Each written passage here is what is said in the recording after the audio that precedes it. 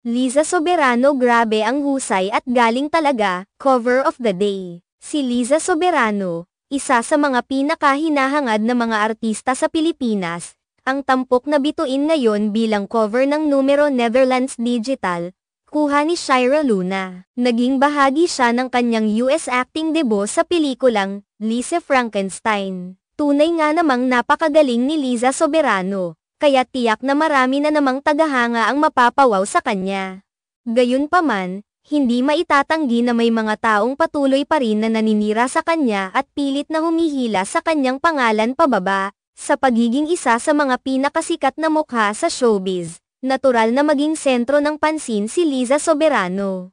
Mula sa kanyang mga tagahanga na nagmamahal sa kanyang galing at kagandahan, hanggang sa mga kritiko na may mga puna at pambabatikos sa bawat kilos niya, hindi nawawala ang pag-uusap tungkol sa kanya. Ang mga papuri ay hindi lang nagmumula sa Pilipinas kundi maging sa internasyonal na palabas. Sa kanyang pagiging cover ng numero Netherlands Digital, lalong nagpapakitang-pakita ang kanyang internasyonal na pagkilala at impluwensya. Ang bawat retrato niya, lalong pinapalakas ang kanyang pangalan at reputasyon bilang isang bituin na may natatanging kagandahan at talino sa larangan ng sining. Bagamat mayroong mga papuri at tagumpay, hindi rin nawawala ang mga hamon sa kanyang karera. Tulad ng maraming mga artista, may mga tao rin na hindi nag-a-agree sa kanyang mga desisyon at pagganap. Subalit sa kabila ng mga pagsubok na ito, patuloy pa rin siyang nagbibigay ng inspirasyon at naglilingkod bilang huwaran sa mga kabataan at mga tagahanga. Isa si Liza Soberano sa mga kilalang babaeng artista na hindi lang maganda kundi mayroon ding natatanging talento sa pag-arte.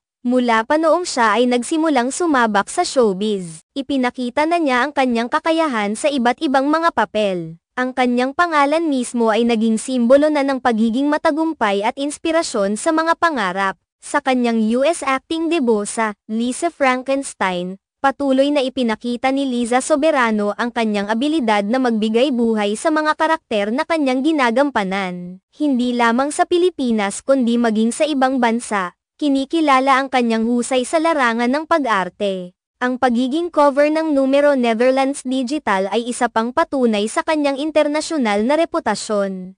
Ito rin ay patunay na ang kanyang mga tagumpay sa showbiz ay hindi limitado lamang sa lokal na entablado kundi umaabot sa ibang mga kultura at lipunan. Sa kabila ng kanyang mga tagumpay at mga proyekto, patuloy pa rin niyang hinaharap ang mga hamon at kritisismo. Ito man ay mula sa mga tao sa industriya o maging sa mga netizens na may mga opinyon tungkol sa kanyang buhay at karera. Subalit sa kabila ng lahat ng ito, nananatili ang kanyang matibay na paninindigan at determinasyon na ipagpatuloy ang pag-arte at pagbibigay inspirasyon sa kanyang mga tagahanga. Sa panahon ng social media at teknolohiya, ang bawat hakbang ni Liza Soberano ay nababantayan at napag-uusapan. Ito man ay positibo o negatibo, bahagi ito ng buhay artista na may malaking impluwensya sa publiko. Sa kabila ng mga pagsubok, patuloy pa rin siyang naglilingkod bilang isang ehemplo ng dedikasyon, husay, at kabutihan sa industriya ng showbiz.